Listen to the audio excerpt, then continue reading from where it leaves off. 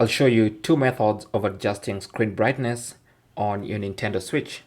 The first method is using the quick settings, and this is in fact the easiest method. So just long press on the home button and you should see the quick settings, and you can just scroll to screen brightness and adjust the screen brightness. Now you can also turn off screen brightness by going to auto brightness. Select that and make sure it's turned off. It's gonna say off when it's turned off, and when it's turned off, whenever you adjust screen brightness, it's not going to adjust itself again.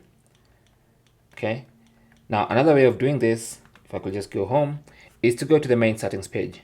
So from the home page, go to settings. Under settings, you should see screen brightness on the left hand side panel, and here you also have the brightness slider with which you can adjust the screen brightness. Okay, and then of course you have auto brightness, which you can turn off and on at will.